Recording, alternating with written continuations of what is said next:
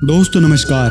आज हम बात करने वाले हैं दीपावली के त्योहार की। बड़े ही हर्ष उल्लास से मनाए जाने वाले इस त्योहार से जुड़ी कुछ ऐसी बातें आपके सामने रखने वाले हैं जिसे सुनकर आप विश्वास नहीं करेंगे।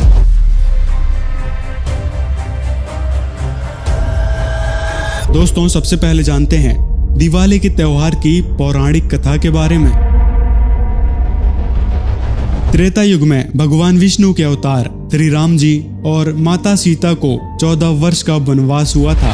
वनवास के दौरान ही रावण ने सीता जी का हरण किया। उसके बाद श्री राम जी सीता जी को रावण से युद्ध कर वापस लेकर आए। यही समय 14 वर्ष के वनवास के पूरे होने का भी था। अधर्मी रावण से माता सीता को वापस लेकर जब श्री राम अयोध्या वापस लौटे तो अयोध्या वासियों की प्रसन्नता का ठिकाना नहीं था।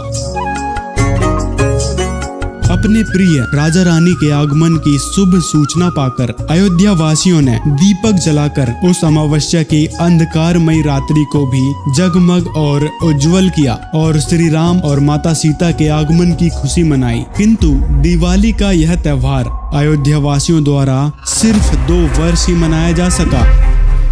आखिर क्यों अयोध्या वासियों ने बंद कर दिया दिवाली का त्योहार?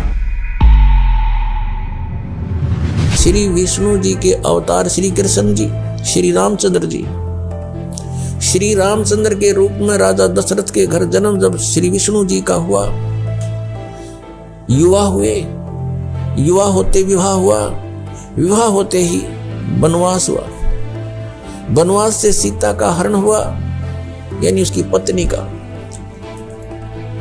रावण उठा ले गया और फिर रावण के साथ युद्ध हुआ।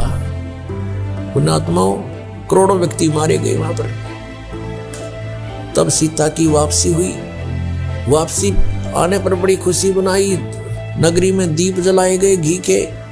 सीता के वापस श्री राम के वापस आने पर, सीता लौटा लाने पर और कुछ दिनों के बाद सीता जी का निष्कासन कर दिया श्री रामचंद्र जी ने स्वयं ही।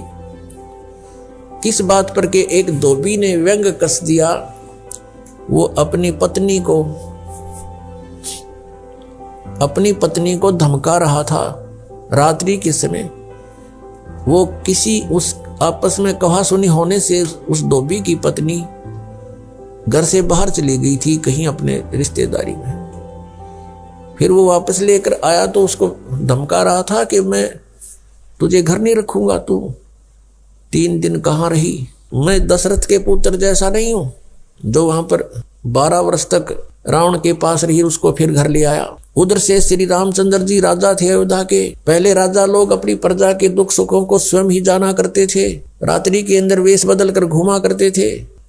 ये बात जब देखा कि किस घर में की आवाज आ रही है, वहां खड़ा होकर सुना, तब उसने सुनने को मिला कि मैं उस राजा दशरथ के पुत्र रामचंद्र जैसा नहीं हूं जो रावण के पास उसकी पत्नी रही और उसको घर में रखे हुए है, तो सुबह निकल जाना यहाँ से। इस बात को सुनकर ही श्री रामचंद्र जी ने सीता जी को निष्कासित कर दिया, निकाल दिया घर से कि नगरी के लोग मेरे ऊपर व्यंग कस रहे हैं और मैं ये बात नहीं सुन सकता। पुण्यात्माओं, जब सीता जी को रामचंद्र जी लाने लगे रावण का वध करके लंका का राज्य विभीषण को देकर, तब श्री रामचंद्र जी ने कहा था कि मैं तेरी परीक्षा लूंगा और यदि परीक्षा में सफल होगी तो मैं ले चलूंगा, नहीं तो नहीं ले चलूंगा। मैं तुझे अग्नि में जलाऊंगा, यदि तू अग्नि में जल गई तो समझूं तेरी कि तू कलंकित थी, तू रावण को समर्पित हो चुकी थी, और यदि अग्नि में तू नहीं जली तो मैं निष्कलंक जानूंगा, तब तुझे ले चलूंगा। ऐसा ही किया गया। सीता को अग्नि में बैठा दिया और हजारों की संख्या में दर्शक थे। सीता जी नहीं जली और सब ने कहा कि भगवान निष्कलंक है, माई निष्कलंक है। और इतनी कठोर परीक्षा लेकर के वापस अपने घर लाया था और फिर एक व्यक्ति के कहने से श्री रामचंद्र जी ने उसको निकाल दिया, अपनी पत्नी को। तो कहाँ गई वो उसका अपना जजमेंट? तो ऐसे ये राजा के योग भी नहीं थे ये लोग और हम इनको भगवान मान रहे थे। एक गर्भवती औरत को अपनी को घर से बाहर निकाल देता है, कहीं मरो कहीं जाओ, कोई बात थी? फिर परीक्षा लेने की क्या जरूरत थी? और क्यों इतनी दुनिया मरवाई, फिर छोड़ देता रहे, रावण के पास ही रहती हो। पुण्यात्माओं, यहाँ का राजा काल भगवान है और ये नहीं था ताकि यहाँ के प्राणियों को परमात्मा का पता लग जाए, जिस कारण से इसने इनको भगवान सिद्ध करवा रखा था अपने नकली दूतों के माध्यम से।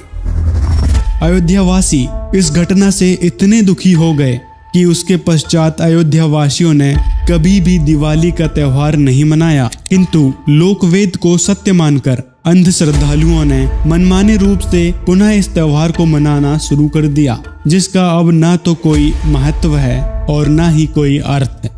सीता माता और मर्यादा पुरुषोत्तम श्री राम अलग अलग हो चुके थे, तब अयोध्यावासियों के लिए दिवाली का कोई अर्थ नहीं रह गया था। प्रत्येक वर्ष लोकवेद के अनुसार मनमाने ढंग से ही सुख समृद्धि के लिए दिवाली मनाई जाती है। भारतवर्ष में केवल हिंदू ही नहीं बल्कि सिख और जैन धर्म के लोगों द्वारा भी इस त्योहार को मनाया जाता है। जैन धर्म के लोग इस त्योहार को महावीर जैन के मोक्ष दिवस के रूप में मनाते हैं तथा सिख समुदाय इसे बंदी छोड़ दिवस के रूप में मनाते हैं। यहाँ उल्लेख करना आवश्यक है कि वेदों में पूर्ण परमात्मा का नाम कबीर देव लिखा है, उसे ही बंदी छोड़ भी कहा जाता है। उसका नाम कबीर है, वह पापनाशक है और बंधनों का शत्रु होने के कारण उसे बंदी छोड़ कहा जाता है। यदि सद्गुरु से नाम दीक्षा लेकर द्वीप प्रज्वलित करके हर दिन यह त्योहार मनाएं तो सर्व पापों से छुटकारा मिल सकता है। श्रीमद् भागवत गीता अध्याय 7 के श्लोक 12 से 15 में प्रमाण है, जो व्यक्ति 3 गुणों की साधना करता है वो मूर्ख बुद्धि मनुष्यों में नीच राक्षस स्वभाव को धारण किए हुए होते हैं। श्रीमद् भागवत गीता अध्याय 16 के श्लोक 23 में लिखा है, शास्त्र विरुद्ध साधना करने से न तो लाभ मिलेगा न ही गति होगी। दोस्तों, आप जानते हैं दिवाली मनाने से क्या लाभ होता है। दीपावली शास्त्र विरुद्ध व लोक वेद पर आधारित मनमाना आचरण है, इस कारण इससे श्रद्धालुओं को कोई लाभ नहीं मिलता है। लक्ष्मी जी और गणेश जी की पूजा से कोई लाभ नहीं है, क्योंकि यह शास्त्रों में वर्णित साधनाएं नहीं हैं। व्यक्ति अपने कर्मानुसार ही फल पाता है। निर्धन व्यक्ति कितना भी ध्यान से पूजा करे, यदि उसके भाग्य में धन नहीं है तो उसे पूर्ण परमेश्वर कबीर जी के अतिरिक्त विश्व में अन्य कोई देवी देवता उसे धन नहीं दे सकते। भाग्य से अधिक आकांक्षा रखने वाले को पूर्ण परमेश्वर की भक्ति करनी चाहिए। दोस्तों, इन सारी बातों से अब एक निष्कर्ष निकलेगा। पहले हम जानेंगे हमें किसकी भक्ति करनी चाहिए।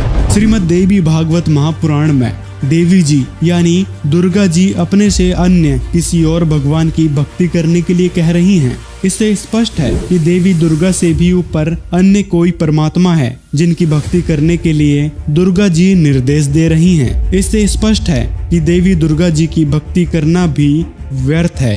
वह पूर्ण परमात्मा तो कोई और है।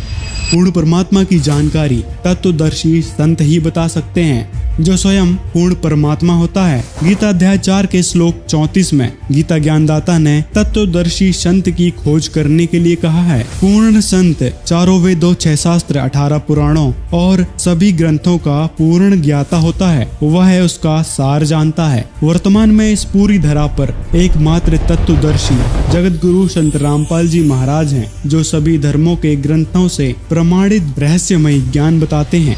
दोस्तों, इस दिवाली पर पूर्ण परमात्मा को कैसे प्राप्त करें? कबीर परमात्मा ही सर्वोच्च सर्व सुखदायक परमात्मा है। वे बंदी छोड़ हैं, वह पापों के नाशक हैं। पूर्ण परमात्मा को पाने के लिए ऐसे महान सदगुरु तत्वदर्शी संत रामपाल जी महाराज की शरण में आकर उनसे पूर्ण परमात्मा प्राप्ति के बारे में, यथार्थ भक्ति विधि के बारे में सत्य ज्ञान अर्जित करें। इस संसार में एक पल का भरोसा नहीं है। कबीर मनुष्य जन्म दुर्लभ है, मिले न बारंबार। जैसे तरवर से पत्ता टूट गिरे, बहुर न लगता डार। अतः आप सभी से निवेदन है, शीघ्र अति शीघ्र संत रामपाल जी महाराज जी से नाम दीक्षा लें व सत भक्ति की शुरुआत करें। आपकी राय कमेंट में हमें जरूर बताएं और इस वीडियो को ज्यादा से ज्यादा अपने मित्रों तक शेयर भी कर दें। मिलते हैं अगले वीडियो में।